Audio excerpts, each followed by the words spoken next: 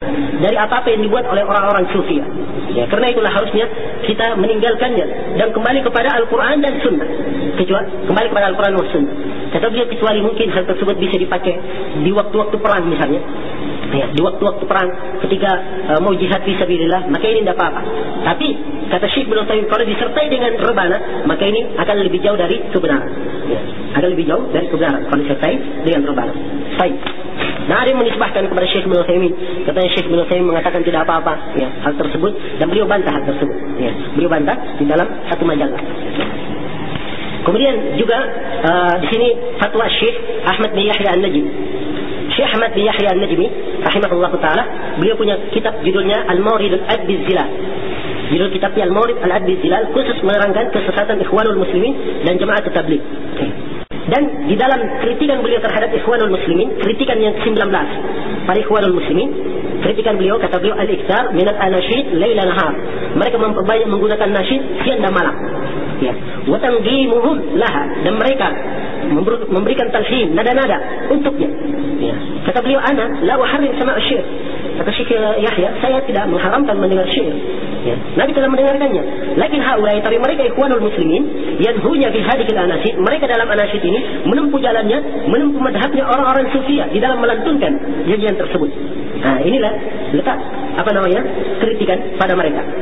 Syekh ini global dari fatwa beliau, ya, dan ada di kitab beliau di Mulahadhah yang ke-39.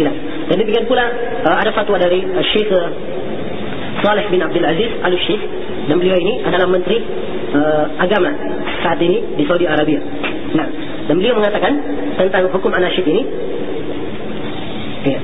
Adapun mendengarkan alhan muttaribah dan qasidah-qasidah zuhdiyah, qasidah-qasidah zuhd yang dinamakan di zaman dahulu dengan nama at-takbir, itu ada yang disebut, ya, dengan bentuk darb di atas, memukul di atas kulit, ya, ada gendang misalnya, atau memberikan qasidah-qasidah zuhd. Ini adalah digunakan sekelompok dari kaum sufiyah untuk menghidupkan manusia, ya, menyibukkan manusia. Nah, supaya mereka ingat dengan hari akhirat, dan mereka zuhud dalam dunia, ya, dan meninggalkan kekejian dan semisalnya. Kata beliau, wal ulama angkaru takbir, dan para ulama mengingkari takbir, wa angkaru sama' al-qasaid al-mulhina, dan mereka mengingkari mendengarkan qasidah-qasidah yang mulahhana, yang penuh dengan alhan mubtada'ah, ya, seperti alhan yang digunakan oleh orang-orang sufiyah, dan mereka menganggap bahwa hal tersebut termasuk dari bid'ah yang muhdatsah. Ya, sekira itu global dari fatwa beliau, dan ada fatwa-fatwa para ulama yang lain dalam hal ini, dan sekira apa yang sampaikan ini cukup. Alhamdulillahirabbil alamin, wassalatu wassalamu ala al-mab'uts rahmatan lil alamin, nabiyina Muhammad wa ala alihi wa sahbihi wa man tabi'ahum bi ihsan ila yaumiddin, amma ba'd.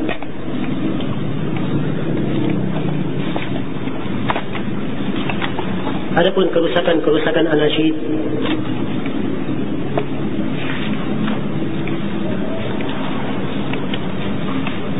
ini adalah perkara yang sangat banyak sekali. Abdullah bin Mas'ud radhiyallahu ta'ala anhu, beliau pernah berkata, al-gina'u yumbitun nifaq fil qalb. Gina, nyanyian itu bisa menumbuhkan kemunafikan di dalam hati. Bagaimana caranya bisa menumbuhkan kemunafikan di dalam hati? Ini diterangkan oleh Ibnu Qayyim rahimahullah taala ketika menyebutkan perkataan Ibnu Mas'ud radhiyallahu taala anhu. Beliau setelah menyebutkan bahwa ini menunjukkan fakihnya para sahabat di dalam mengetahui tentang keadaan hati, amalan-amalan hati tersebut, dan mereka juga mengetahui obat dan penyakit yang ada di dalam hati.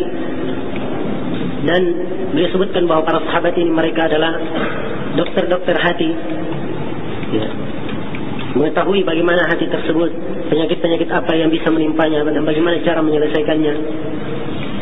Setelah beliau terangkan panjang lebar tentang masalah ini, dan beliau akhirnya memberikan kesimpulan kenapa bisa al-ghina, nyanyian tersebut, menumbuhkan kemunafikan di dalam hati. Kata beliau, al-ghina'u yufsidul qalb, wa idza fasada al-qalbu hajatin nifaq. Kata beliau, nyanyian itu akan merusak hati. Dan apabila hati sudah rusak, dia akan larut di dalam kemunafikan. Ya, dia akan larut ke dalam kemunafikan. Maka ini menunjukkan bahwasanya ya, perkara ini bentuk-bentuk nyanyian dan anasyid yang tidak disyariatkan atau tidak pernah dituntunkan oleh Allah dan Rasulnya, ini akan merusak hati dan akan melahirkan berbagai macam penyakit yang bisa merusak hati orang tersebut. Maka ini termasuk kerusakan anasyid. Ya, di antara kerusakannya juga yang lain, yaitu akan membuang waktu yang banyak, melantarkan waktu itu dan diarahkan kepada apa-apa yang tidak bermanfaat. Dan ini telah kita saksikan orang yang senang mendengarkan anasyid, hampir setiap saatnya digunakan untuk itu, mengulangi lantunan-lantunan suara dari anasyid yang dia dengar, ya. Atau pada saat dia gundah gulana kemudian mendengarkan anasyid tersebut, akhirnya melantarkan waktunya yang sangat banyak. Padahal kalau waktu tersebut digunakan dengan apa yang bermanfaat, digunakan untuk zikir, membaca Al-Quran dan lain-lainnya, maka itu akan menjadi bekal untuk dia menghadap kepada Allah Subhanahu wa Ta'ala. Ya. Maka ini termasuk kerusakan yang pertama, termasuk kerusakan dari anasyid. Kemudian termasuk kerusakannya juga dari anasyid yang dilakukan dengan bentuk talhin, dinadakan dengan nada senada dengan nada-nada musik. Apakah itu nada dari timur maupun dari barat. Dan ini adalah perkara yang dikenal di kalangan orang-orang atau para pemusik dan juga penyanyi, mempunyai nada-nada yang seperti ini. Dan ketika orang-orang yang bikin anasyid mengikutinya, walaupun tidak sama dengan nada itu secara pas, misalnya dia rubah misalnya dengan nada lain, ya, tapi hakikatnya dia telah mengambil bagian dari nada-nada tersebut. Dan ini cukup sebagai kerusakan yang menunjukkan rusaknya anasyid yang seperti ini. Kemudian yang ketiga atau yang keempat dari kerusakan ini, di dalamnya ada tarannum, ya, bentuk dia mendengungkan suara, ya, kadang mengangkatnya, dan itu menyerupai suaranya orang-orang atau nyanyian-nyanyian orang-orang yang berada di gereja. Ya. Dan ini tidak bisa dipungkiri, ada bentuk keserupaan dengan mereka. Kemudian juga dari kerusakan anasyid ini, ya, di dalamnya ada insyad al-jama'i, mengucapkan anasyid itu secara berjamaah, ya, secara berjamaah dengan teratur seperti itu. Sehingga kita lihat sekarang muncul berbagai macam kelompok anasyid, ya, dari berbagai macam versi. Dan ini menyerupai keadaannya orang-orang sufi. Mereka seperti itu, ya, berjanji bersama-sama, ya. Kemudian melantunkan lantunan mereka secara bersama. Dan ini termasuk kerusakan yang ada di dalamnya. Kemudian yang kelima atau yang keenam dari kerusakan anasyid ini, anasyid tersebut, ya, kadang menggunakan anak-anak kecil atau menggunakan orang-orang yang mempunyai suara yang sangat bagus dan bisa memfitnah. Apakah itu laki-laki maupun perempuan, ya, laki-laki maupun perempuan. Nah, ini juga termasuk kerusakan di dalam bab ini. Nah, karena itulah anasyid yang seperti ini itu wajar kalau datang tahrim, pengharaman di dalam syariatul Islam, dan para ulama tidak ada yang menganggapnya sebagai bagian dari Islam. Kemudian anasyid ini akan melalaikan dari mendengarkan tilawatul Quran, membaca dan mendengarkan Al-Quran, melalaikan dari tadabbur dari Al-Quran. Padahal Al-Quran itu kalau diperhatikan maknanya, subhanallah, akan mewariskan ketenangan, kesejukan di dalam hati.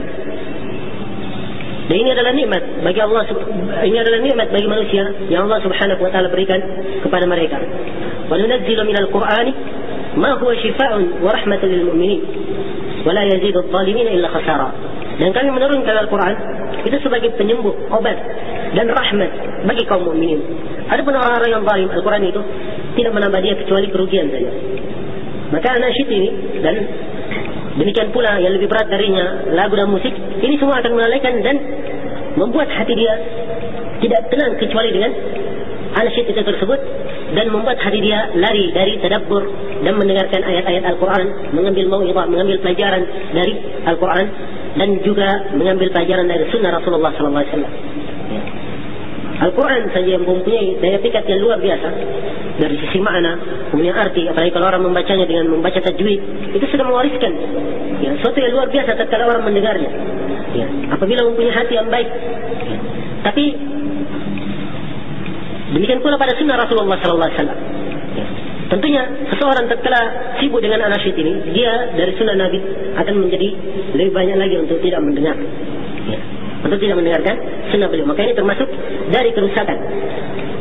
Nah, kemudian dari kerusakan-kerusakan dalam anasyid ini juga, ini disertai dengan al-ma'azif pada sebagiannya. Sebagiannya tidak sekedar memakai rebana saja. Ada yang sudah memakai benda lain selain rebana, sudah memakai lonceng-lonceng itu biasa di gendang-gendang itu kan ada loncengnya sedikit ya. Kalau rebana ya bentuknya saja yang dipukul. Kalau loncengnya itu lain lagi. Maka ini sudah masuk ke dalam bentuk ma'azif tanpa mereka sadari. Dan kadang dia masukkan sedikit, dari bentuk ini dia masukkan sedikit sehingga mereka jatuh di dalam al-ma'azif. Yang kita terangkan tadi tentang haramnya alat-alat musik itu tadi. Yang ini termasuk kerusakan di dalam bab ini. Termasuk kerusakan. Dan kalau menggunakan selain dari rebana pada acara pernikahan itu tidak boleh. Tidak boleh memutar atau tidak boleh mendengarkannya pada saat itu. Dan tidak dibedakan apakah itu dengan bahasa Arab atau dengan bahasa Indonesia. Sekarang di Indonesia ini kaset-kaset sudah begitu tersebar, sampai dengan bahasa Arab, dengan bahasa Indonesia. Yang orang dari Arab juga mereka ambil dari Mesir misalnya, dari ini keluar suara-suara, mereka anggap itu anasyid, padahal itu adalah sesuatu yang dipenuhi dengan pelanggaran syariat, dengan pelanggaran syariat. Sampai banyak, jangankan di kalangan kaum muslimin secara umum, di kalangan orang-orang terpelajar juga, orang-orang yang belajar, kadang jatuh di dalam kesalahan ini. Saya pernah hadir acara walimah. Begitu saya masuk, saya dengar ada suara anasyid. Bukan cuma suara dengan bahasa Arab dia, bukan cuma gendang saja, tapi ada suara lonceng dengar dari. Saya bilang ini bukan suatu yang disyariatkan. Bukan suatu hal yang disyariatkan. Karena itu betul diperhatikan. Bagaimana syariat mengatur, mendudukkan, supaya kita jangan jatuh di dalam kerusakan. Dan sungguh agama ini datang untuk mewujudkan maslahat kepada umat, mendekatkan maslahat itu kepada umat, dan menjauhkan maslahat dari umat ini atau mengurangi. Itu kaidah umum dalam syariah. Kaidah umum dalam syariah. Jadi syariah ini datang litakmil atau datang litahqiqil maslahat atau tahkmilha, untuk mewujudkan suatu maslahat atau menyempurnakan suatu maslahat, atau dia menghilangkan suatu mafsadah, suatu kerusakan, atau paling tidak mengurangi mafsadah tersebut. Mengurangi mafsadah tersebut. Ini kaidah-kaidah umum di dalam syariah yang perlu kita ketahui. Kemudian berdasarkan dengan ini, adanya anasyid ini, sehingga muncullah kelompok-kelompok, atau muncullah grup-grup tersendiri, dengan nama grup anasyid. Mereka menyatakan dirinya beda dengan yang lainnya, karena mereka tidak pakai musik, mereka hanya rekam suara, tapi masuk ke dalamnya kesalahan-kesalahan yang kita sebutkan itu tadi. Begitu direkamkan, orang yang tahu mungkin dia putar di mana waktu kegembiraan saja, pernikahan yang semisal dengannya, hari Id. Tapi yang lainnya yang tidak tahu dijadikanlah seperti kaset biasa, atau diputar siang dan malam, dijadikan sebagai penyayuh hati pada saat hatinya lagi gundah gulana dan seterusnya. Ini termasuk kerusakan di dalam hal ini. Kemudian setelah itu muncul kadang bukan hanya dengan itu, sekarang sudah ada bentuk-bentuk anasyid dengan gambar, dengan video, VCD atau yang semisal dengannya. Maka ini juga termasuk kerusakan di dalam hal ini. Dan penamaan anasyid ini dengan anasyid Islamiyah ini sekali lagi adalah penamaan yang baru, penamaan yang bid'ah, yang tidak pernah dikenal di dalam syariat Islam. Dan hukum anasyid ini sebagaimana yang telah kita terangkan tadi. Ini sebagian dari kerusakan anasyid, sebagian dari kerusakan anasyid yang bisa saya sampaikan di sini. Dan untuk akhir pertemuan di sini saya akan menguraikan beberapa syubhat yang dipegang oleh orang-orang yang membolehkan anasyid. Mereka mempunyai beberapa syubhat, beberapa kerancuan yang mengganjal, dan kadang kerancuan ini mereka hadapkan kepada ahli ilmu wal iman, kepada orang-orang yang beriman, supaya dibolehkan untuk mereka membuat anasyid ini. Nah, syubhat mereka yang pertama, Mereka katakan bahwa kan anasyid itu hanya berisi bait-bait syair saja. Ya. Kan Nabi juga di zaman beliau diucapkan pada beliau bait syair. Ya. Beliau juga mendengarkannya. Ini yang paling banyak digunakan sebenarnya. Dan saya sudah singgung tadi. Dan di sini ada fatwa khusus dalam hal ini dari Syekh Shalih Al-Fauzan.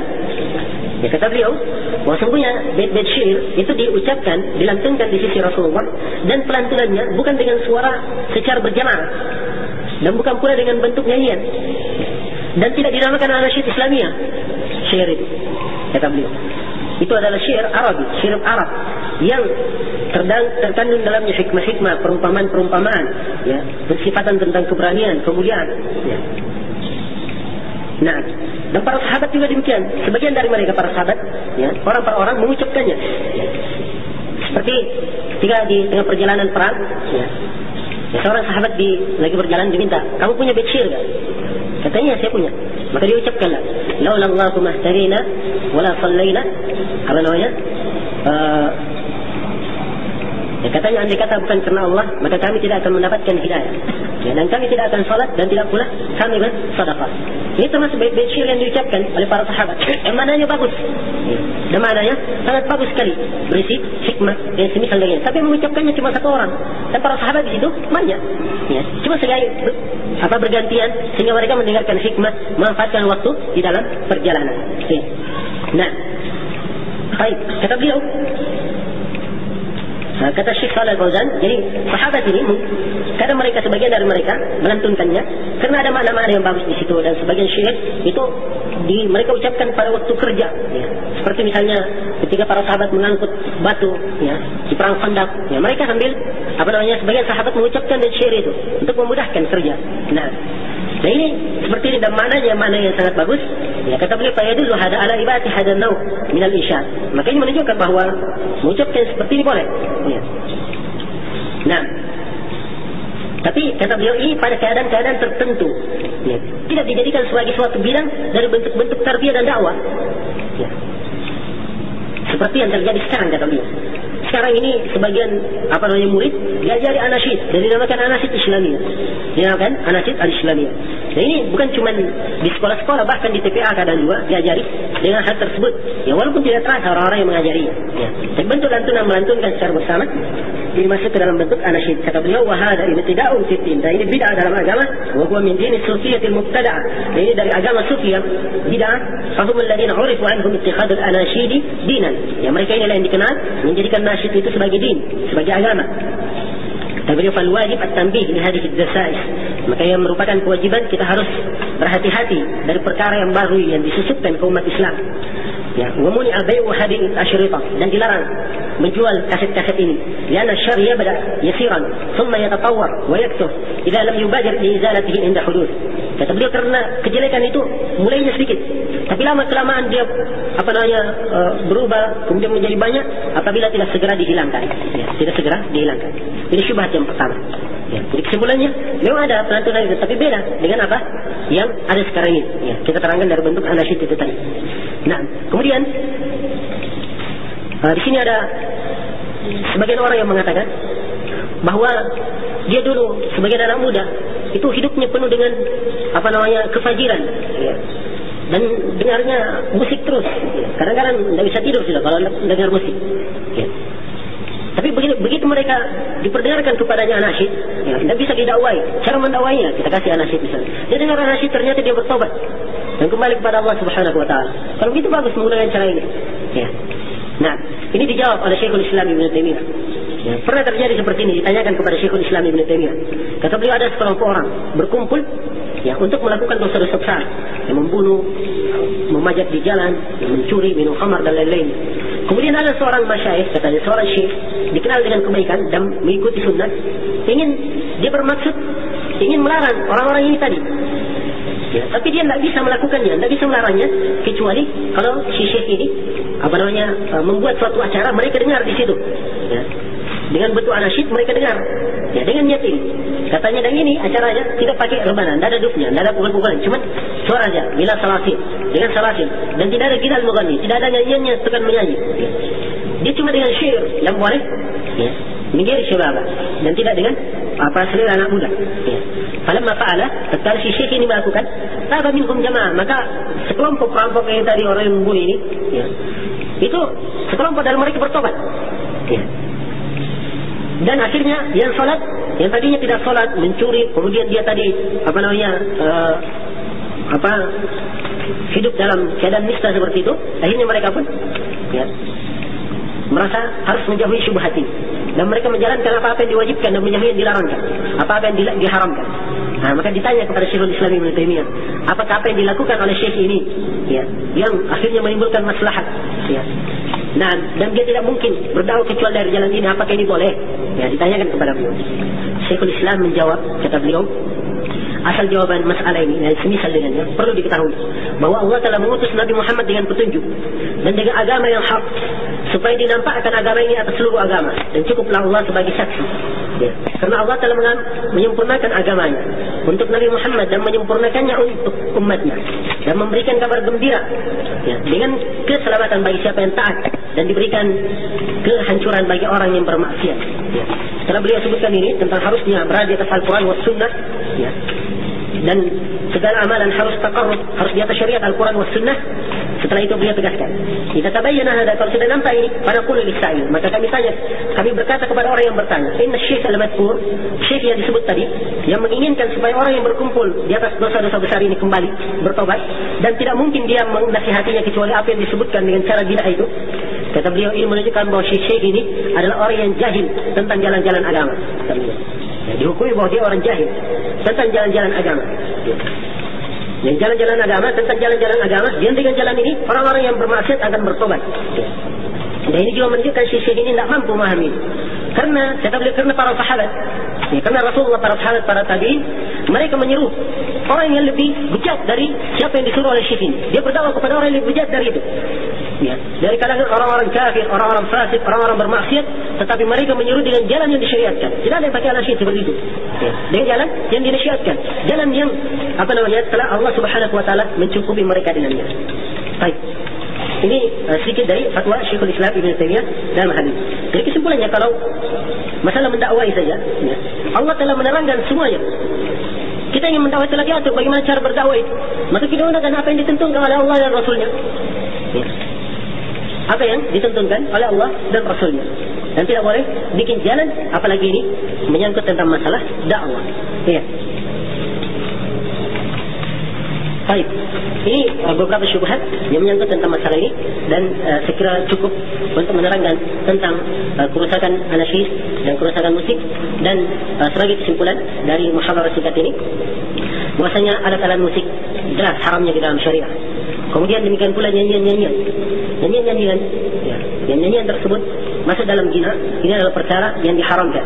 Tapi kalau nyanyian tersebut, ya, dalam bentuk anasyid, dan tidak dengan, atau dia dilantunkan, ya, afawiyan begitu saja, tidak dengan suara yang dinadakan dan seterusnya.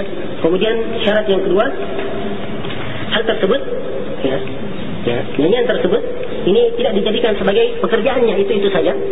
Kemudian syarat yang ketiga, ya, nyanyian tersebut atau anasyid tersebut ini tidak menyebabkan dia lalai dari Al-Quran, maka kita dibolehkan dari sisi itu. Ya, selain dari itu adalah perkara yang tidak dibenarkan. Dan penamaan anasyid Islamiyah itu penamaan yang tidak dikenal dalam Islam. Ya. Dikatakan mengucapkan suatu kalimat hikmah dalam bentuk lantunan suara, itu boleh. Ya. Itu adalah perkara yang boleh dengan syarat yang telah kita sebutkan itu tadi. Wallahu ta'ala alam. Sekiranya ini sebagai kesimpulan dalam pembahasan kita. Mudah-mudahan apa yang saya sampaikan pada pertemuan ini bermanfaat. Kurang dan lebihnya mohon dimaafkan. Subhanallah wa bihamdihi, asyhadu an la ilaha illa anta, astaghfiruka wa atubu ilaik. Berfatwa tentang bolehnya ikhwah bernasyid dirinya yang terbana pada walimah dan bid. Kalau pada hari ini yang saya saksikan setelah 8 kali saya di sana, itu ada acara-acara yang hanya sekedar sebatas permainan saja. Hari bergembira kita, ada yang main gulat, atau yang dari tiap daerahnya menampilkan khas acara permainan daerahnya, nah, dan seterusnya. Ya. Dan kadang disertai dengan lantunan bait-bait syair, ya, lantunan bait-bait syair dengan ketentuan yang kita sebutkan itu tadi. Dan bentuk-bentuk syairnya bentuk-bentuk syair yang penuh dengan hikmah, yang penuh dengan hikmah. Dan itu kadang, ya, dan dilakukan. Dan dari sisi ini telah kita sebutkan tadi fatwa-fatwa para ulama tentang bolehnya. Nah, itu yang saya ketahui. Jadi dalam hal ini Allah Ta'ala alam. Dan secara umum ya beliau juga sama ya dengan para ulama yang lain di dalam masalah fatwa tentang anasyid.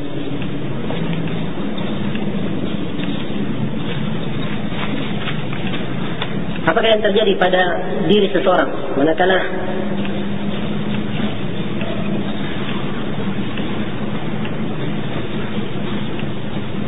dia lebih tenang mendengarkan lagu keraihan atau haddats alwi ketimbang baca Al-Quran atau mendengarkannya? Kalau sudah seperti ini sudah rusak sekali hatinya ya. Dan hati yang seperti ini hendaknya dibersihkan. Dan cara membersihkannya, dia banyak mendengarkan Al-Quran dan mendengarkan hadis Rasulullah SAW yang menyabarkan waktunya dengan itu. Dan dia hendaknya memutuskan segala sesuatu yang menyebabkan ia mendengarkan lagu-lagu ini. Misalnya kalau dia punya tape atau punya ini, hendaknya dijauhkan darinya. Kalau dia punya kaset-kaset, dia habiskan atau hanguskan kaset-kaset tersebut dan seterusnya. Ini semua adalah perkara yang merusak hati seseorang, maka hendaknya seorang menjaga. Nah, wa salamatul qalb la yu'adiluha syai'. Dan selamatnya hati itu tidak bisa dibanding dengan sesuatu apapun.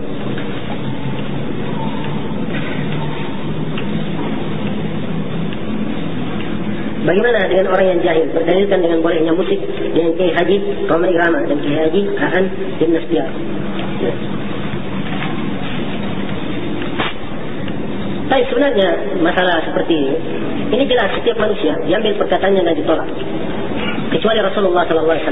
Maka diterangkan dengan dalil-dalil syariat dan kita telah terangkan dalil-dalil tentang hal tersebut. Adapun sebagian orang yang mengaku dirinya sebagai alim atau hanya bertitel sebagai haji atau hanya mampu berbicara depan umum, kemudian itu dijadikan sebagai alasan untuk membantah dalil-dalil syariat, ini adalah perkara yang aneh dan suatu bid'ah baru dalam agama. Dan hendaknya hal ini adalah kita menjaga hal ini, karena banyaknya masyarakat di zaman ini tertipu dengan keadaan yang seperti itu ya. Nah, sampai kadang kalau nasihat, kenapa anak enggak pakai jilbab? Kalau itu kiai ini juga istrinya enggak pakai jilbab ya.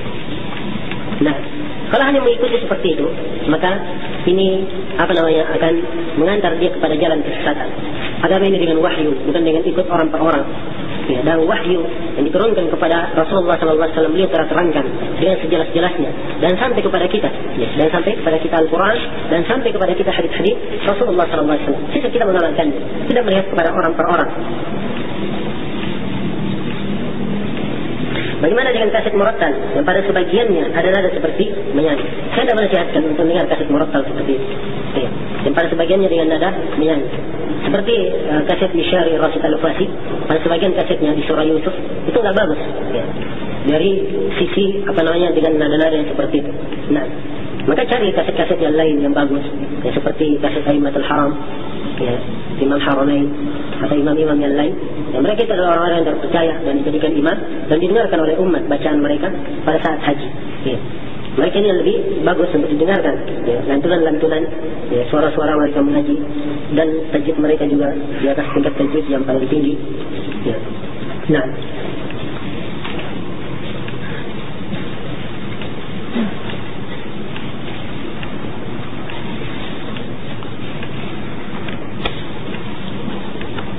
bagaimana hukum memuji suara para penyanyi yang suaranya kedengaran memang menyenangkan untuk didengar, tapi kita tetap menghukumkan haram ya.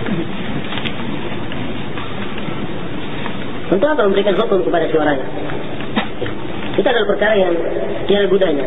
Tapi kalau dia hanya memberi hukum suara ya, sudah tidak ada gunanya. Dan bagaimana cara dia mendengarkannya sehingga dia bisa menghukumi ya. Kalau misalnya pada suatu keadaan dia lewat tiba-tiba ada suara, terus dia lihat ini suaranya bagus, dia cuma begitu sih, suaranya bagus, tapi dia bilang musiknya haram ya. Musiknya haram ya. Kalau seperti ini keadaannya mungkin dikatakan boleh, cuma apa manfaatnya? Apa manfaat di belakangnya? Nah,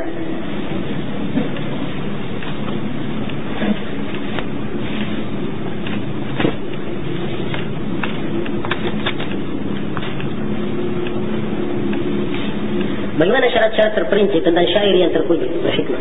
Sudah sebutkan tadi, kalau bait-bait syair itu ada kafiah tersendiri dalam susunan bahasa Arab. Dia mempunyai kaidah-kaidah tersendiri dalam pengucapan bahasa Arab.